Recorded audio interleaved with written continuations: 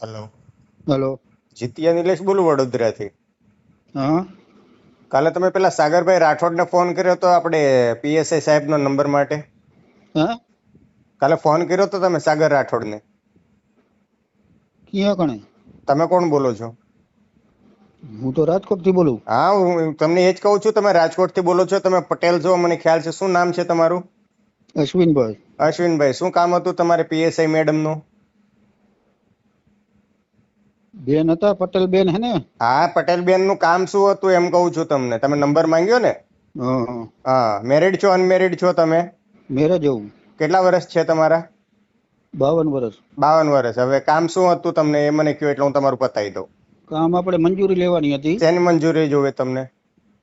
આપણે ખેતીવાડી માટેની. હા, ખેતીવાડીની પીએસઆઈ મંજૂરી આપે? એટલે જરાક બેન કીધું પટેલ ના હતા જ માહિતી લઈએ ને એટલે એમ નહીં, રાજકોટમાં પટેલ બધા મરી ગયા આપણે કે હા. તમારે વડોદરા બેન પાસે લાંબુ થવું પડે? ના તો વિડીયોમાં આવ્યા હતા નંબર એટલે કીધું લાવ નંબર સાહેબને. એમ નહીં, કોઈ બેન દીકરીનો નંબર માંગવા માટે તમે વડોદરા લાંબુ થવું પડે? તમારે ત્યાં કોઈ રાજકોટમાં છે જ નહીં. હાલો. હા. હા, રાજકોટ ક્યાંથી વાત કરો છો? પટેલ બેન હતા એટલે કીધું હોય તો નહીં, એ કામ આવે ભલે તો ને કીધું. પટેલ બેન હતા, હું ક્યાં ના પાડું છું. તમને નંબર આપી દઉં, પણ કામ શું છે, કઈ રીતનું છે, મને ખબર પડે ને. મંજૂરીમાં લેવાની હતી પણ ખેતીની. એમ નહીં, તમે કઈ કીધું કેસ નોંધાવો એટલે તમારે ખેતીવાડી છે? હા. કેટલા વીઘા છે? 35 વીઘા. 35 વીઘા. કયા વિસ્તારમાં, કયા ગામની અંદર છે? નવલખી. કયું નવલખી એટલે કઈ બાજુ નવલખી? એમ રાજકોટ થી ગોંડલ રોડ ઉપર. બરોબર. કયો તાલુકો લાગુ પડે કે રાજકોટમાં પ્રોપર છે? ના, ગોંડલ. બરોબર. ત્યાં તમારે સરપંચ નથી? સરપંચ, ટીડીઓ, ડીડીઓ કોઈ નથી ત્યાં તમારે? કોઈ જવાબ નથી દેતા કાંઈ. એટલે તો આ વિડીયો આવ્યો હતો તો સાહેબ ને કીધું નંબર હોય તો દિયો, તો બેન ને પૂછી ગયો કીધું. એટલે શેની મંજૂરી જોવે તમારે? વેચી નાખવી, કઈક બીજી લેવી? શું તકલીફ શું છે? હા. શું તકલીફ શું છે જમીન બાબતે મને કહો ને. ખેતીવાડીમાં ભાવ નથી પોહાતા ને ઓલું આ ને તે બધી કીધું. એટલે ભાવ નથી પોહાતા એ તમને એપીએમસી માં જવાનું હોય. ના, પડવાવાનું બંધ કરી દેવાય. ભાવ ના પોહાતા તો પીએસઆઈ તમને શું મદદ કરે? આમાં એવું તો જ માંગ્યા હોય ને પણ એમ નહીં, આમાં હું તમને એમ કહું કે તમારે અનાજ કરિયાણું જોતું હોય તો તમે પેલા વાળ કપાવવાની વાળાની દુકાને જાઓ, ભાઈ તું મને અનાજ કરિયાણું આપે એમ. તમને કામ, તમે રાજકોટમાં રહો, મારી વાત સાંભળો. શું કામ કરી આપી ભાઈ અશ્વિનભાઈ, ગમે તે માણસ જરૂર હોય તો. અશ્વિનભાઈ પટેલ, પીએસઆઈ મેડમ છે વડોદરા પૂરતા છે. તમારે રાજકોટમાં કલેક્ટર હશે. રાજકોટમાં ગયા તમે કોઈ દિવસ? ના, તો આ વિડીયોમાં સાંભળ્યું હતું કે અરે બેન કે સાંભળું, કામ બરોબર, આપણે એમ કરી નહીં, કામ બરોબર છે, પણ રાજકોટમાં તમારે, હું તમને એવું કહું છું, બધા મરી ગયા એમ કહું.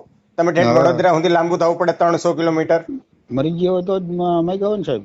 હા, તો એકાદો નો નંબર આપો ને મરી ગયેલાનો, તો એના જોડે વાત કરું ને. મરી ગયા હોય નંબર હોય? અરે હોય જ તને. એમને ત્યાં કઈ ભૂત તો થઈને બેઠા નહીં હોય. સરપંચ હશે, ટીડીઓ હશે, ડીડીઓ હશે, ત્યાંનો કલેક્ટર હશે, ત્યાંનું પોલીસ સ્ટેશન હશે, તમારે જે તે વિસ્તારનું. આગળ હું નંબર કાઢીને આપું કે ભાઈ જરાક આને જવાબ આપો. આગળ પોલીસ સ્ટેશન માંથી મામાની ગાડી મોકલાવું કહેતા હોય તો. આગળ જો આવે ને ભૂત બનીને. તમે એવું કહેતા હોય બધા મરી ગયા, તો આગળ હું જીવતા કરીને બતાવું. કારણ કે આપણા શેડા ત્યાં સુધી અડે છે, ઠેઠ સુધી. હા, જે તે વિસ્તારનું ખાલી પોલીસ સ્ટેશન નું નામ આપો એટલે આગળ જુઓ, તમને 15 મિનિટમાં તમને બધા જીવતા કરીને બતાવું. પછી તમે જ પાછા કહો કે ના ના ભાઈ મારી ભૂલ હતી. એમ કરવું હોય તો બોલો.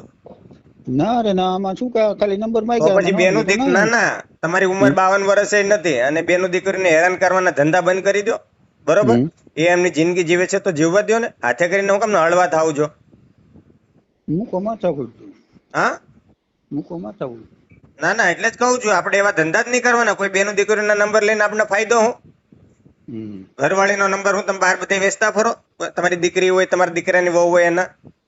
પીએસઆઈ એટલે અરે પણ પીએસઆઈ છે તો તમે વેચાતા રાખ્યા સાહેબ. હું એમ કહું અશ્વિનભાઈ પટેલ, તમે પીએસઆઈ સાહેબ ને વેચાતા રાખ્યા એમ કહું. એ વડોદરાની અંદર જે તે પોલીસ સ્ટેશનમાં એની ફરજ બજાવે છે. તમે વડોદરાના રહેવાસી નથી, અહીંથી 300 કિલોમીટર રહો છો. તો મેં તમને એ જ કહું, રાજકોટમાં તમારા પટેલ મરી ગયા એમ કહું છું. તો જો જરૂર હોય તો જ કહી દઉં હોય ને. પણ તો હું તમને ખાલી એટલું જ કહું છું, તમે અમને ખાલી તમારો એક એડ્રેસ આપો એટલે આગળ હું તમારા પટેલને જીવતા કરી દઉં. આગળ જો ઘરે ના આવે તો યાદ કરજો કે ભાઈ બેટા શું કામ છે તને. કરવું છે એવું તો જરાક મને પોલીસ સ્ટેશન નું કયું લોકેશન લાગુ પડે મને ખાલી કહો, કયું પોલીસ સ્ટેશન લાગે તમને ત્યાં? બોલો બોલો જવાબ આપો, આપણે 10 મિનિટમાં આગળ તમને ફેસલો કરાવી દઉં. મૂક 10 ને જ માથાકૂટ ભાઈ, હા? કઈ કરવું એમ. તો ભાઈ આ ધંધા કરવાના બંધ કરી દે ભાઈ, બરોબર? હમ. જે મળે એ ખાઈને હોઈ જા. તું જે કઈ કરતો હોય કરી ખા ને, બેનો દીકરીને હેરાન કરવાના ધંધા બંધ કરી દે, બરોબર? હમ. નહીં તો પાછું છે ને આમાં જામીન ન મળે કે બેન દીકરીને હેરાન કરવામાં કે હાલ હલવાઈ ગયો ને તો, હમ. બરોબર? સુધરી જા. આ હું તને છે ને બહુ સારી રીતે તારી સારી ભાષામાં તને સમજાવું છું. કદાચ મને એવું લાગે તું કે ભણેલો નથી, હા રેડી, હાલો રાખો. બરોબર? બીજો ધ્યાન રાખજો કોઈને ફોન કરતા. ઓકે. હા, જય ભીમ.